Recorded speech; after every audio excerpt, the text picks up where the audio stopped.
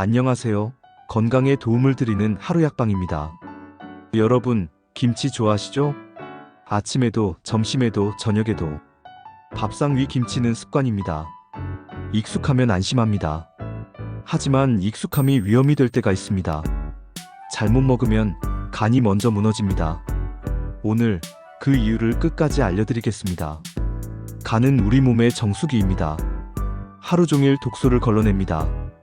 음식 속 소금과 첨가물, 공기 중 미세한 오염 물질, 약물과 알코올의 부산물, 모두 간으로 향합니다.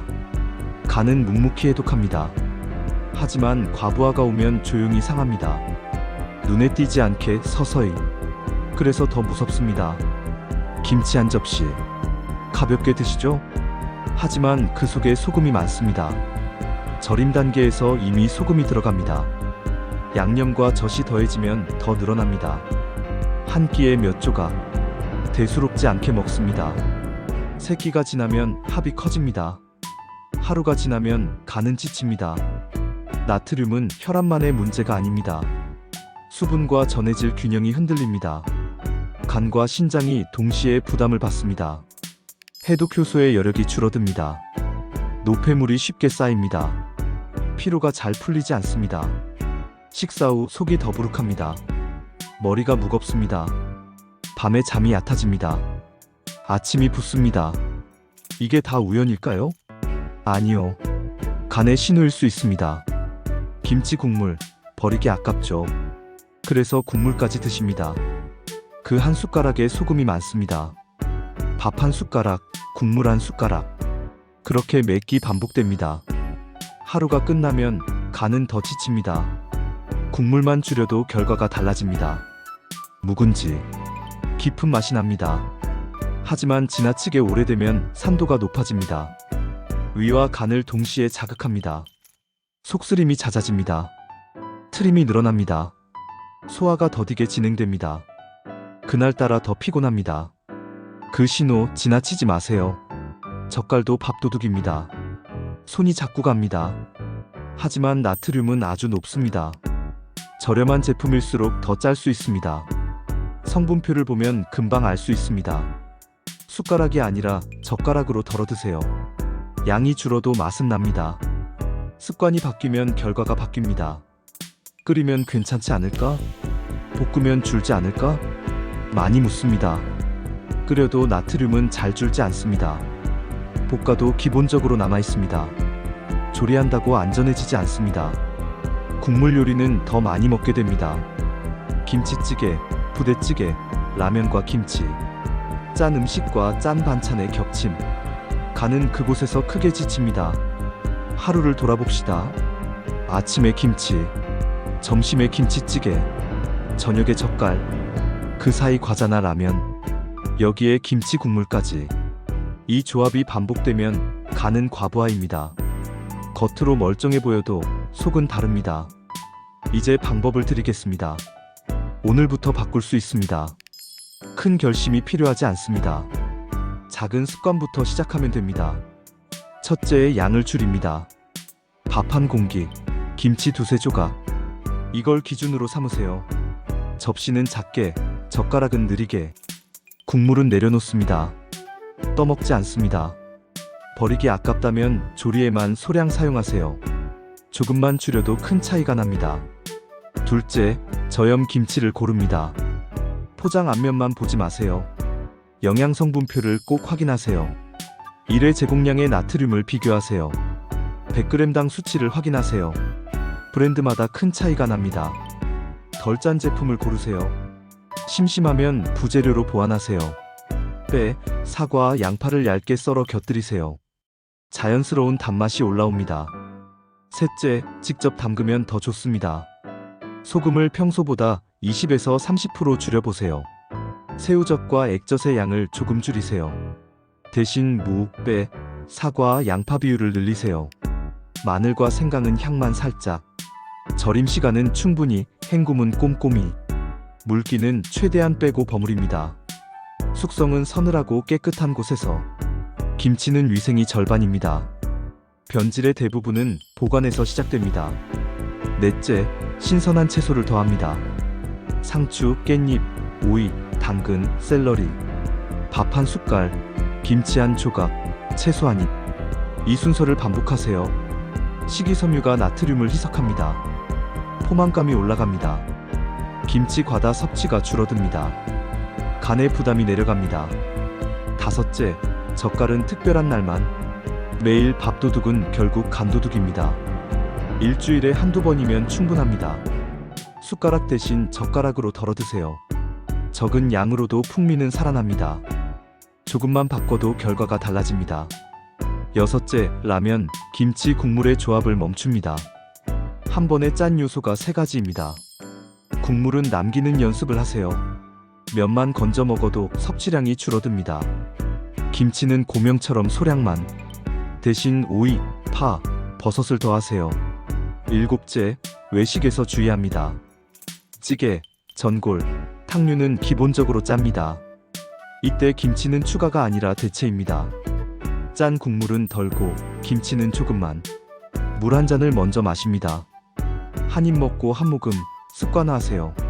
천천히 먹으면 덜 짭니다. 덜 짜게 느껴져도 적게 먹게 됩니다. 여덟째, 김치 국물 재사용을 줄입니다. 볶음밥, 찌개에 국물 듬뿍. 맛은 좋아집니다. 하지만 소금도 듬뿍입니다. 국물 대신 잘게 썬 김치만 넣으세요. 식감은 살리고 나트륨은 낮춥니다. 레몬즙과 양파로 향과 단맛을 보완하세요. 아홉째, 묵은지 활용을 바꿉니다. 매일 묵은지 찌개는 부담입니다. 주 1회 이하로 줄입니다. 갓김치, 열무김치처럼 덜 짠 김치를 고르세요. 묵은지는 물에 가볍게 헹구고 사용하세요. 헹군 뒤 파, 마늘, 버섯으로 향을 올리세요. 짠맛이 내려가면 간은 웃습니다. 열째, 물 마시는 타이밍을 바꿉니다. 식사 전 물 한 컵, 식사 중에도 조금씩, 식사 후에도 한 컵. 소금 배출에 도움이 됩니다. 물만 바꿔도 체감이 됩니다. 다음날 아침이 가벼워집니다. 간을 도와주는 식재료를 더하세요. 마늘은 알리신이 풍부합니다. 간세포를 보호합니다. 다지거나 으깨고 10분 두면 활성화됩니다. 양파에는 퀘르세틴이 있습니다. 염증을 낮추고 회복을 돕습니다. 브로콜리는 해독 효소를 깨웁니다. 끓는 물에 2분에서 3분만 데치세요. 양배추는 속을 편안하게 합니다. 샐러드로도 살짝 볶아도 좋습니다. 부추는 베타카로틴이 많습니다. 된장국에 한 줌만 넣어도 충분합니다. 강황은 커큐민이 핵심입니다. 한 꼬집만 넣어도 향과 색이 살아납니다. 녹차의 카테킨도 도움이 됩니다. 식사 후 한 잔 부담 없이 시작하세요. 아몬드는 비타민 E가 풍부합니다. 하루 한 줌이면 충분합니다. 이제 7일 실천 계획을 드립니다. 복잡하지 않습니다. 하루 하나씩 차근차근. 첫째 날, 김치 국물을 떠먹지 않습니다. 버리기 아깝다면 지퍼백에 소량만 보관하세요. 조리에만 쓰세요. 둘째 날, 김치 양을 절반으로 줄입니다. 접시를 작게 바꾸세요. 작은 그릇이 가장 큰 도구입니다. 셋째 날, 저염 김치를 고릅니다. 라벨을 사진으로 찍어 비교하세요. 집에 있는 것과 수치를 비교하세요. 더 낮은 제품으로 바꾸세요. 넷째 날, 채소를 2가지 늘립니다. 상추와 오이, 혹은 당근과 깻잎. 식탁에서 채소 자리를 크게 만드세요. 김치 자리는 작게 만드세요. 다섯째 날, 젓갈 쉬는 날을 정합니다. 일주일 중 하루는 젓갈 금지. 습관을 끊는 첫걸음입니다. 여섯째 날, 묵은지를 헹굽니다. 물에 가볍게 흔들고 물기를 빼세요. 짠맛을 낮추고 향은 재료로 보완하세요. 일곱째 날, 외식에서 국물을 남깁니다. 국물은 절반 이상 남기기. 김치는 젓가락으로 소량만. 양이 확 줄어듭니다. 일주일이 지나면 몸이 말해줍니다. 붓기가 덜합니다. 아침이 가볍습니다. 화장실도 규칙적입니다. 피로가 줄어듭니다. 이건 우연이 아닙니다. 간의 부담이 줄었다는 신호입니다. 집에서 담그는 분들께 위생 팁을 더 드립니다. 절임 소금은 굵은 소금을 쓰세요. 세척은 충분히, 건조는 꼼꼼히. 손과 도마는 항상 깨끗하게. 용기는 열탕 소독하고 완전히 말리세요. 숙성은 서늘하고 통풍이 잘 되는 곳. 장기 보관은 냉장 상태를 유지하세요. 꺼낼 때마다 깨끗한 젓가락을 쓰세요. 작은 위생이 큰 차이를 만듭니다. 자주 듣는 질문이 있습니다. 전통 음식인데 왜 그래요? 전통은 소중합니다. 하지만 환경은 달라졌습니다. 외식이 늘었습니다. 가공식품이 늘었습니다. 운동량은 줄었습니다. 스트레스는 늘었습니다. 같은 양의 김치도 오늘의 몸에는 더 벅찰 수 있습니다. 그래서 조절이 필요합니다. 저는 싱겁게 먹어요. 라벨이 정답입니다. 입맛은 속일 수 있습니다. 수치는 속일 수 없습니다. 100g당 나트륨, 1회 제공량의 나트륨. 이 두 줄만 확인해도 절반을 이깁니다. 한 번에 바꾸기 어려워요. 괜찮습니다. 하루 하나, 일주일에 둘. 작은 성공을 쌓으세요. 성공은 다음 변화를 부릅니다. 그게 습관입니다. 술과 김치찌개는 상극입니다. 술은 간을 혹사합니다. 짠찌개는 소금을 더합니다. 둘이 만나면 간은 이중고입니다. 회식을 피할 수 없다면 국물은 남기고 밥은 반만.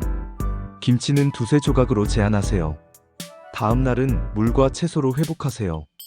밤 늦은 시간 김치도 줄입니다. 야식은 간에 더 부담입니다. 밤에는 해독여력이 떨어집니다.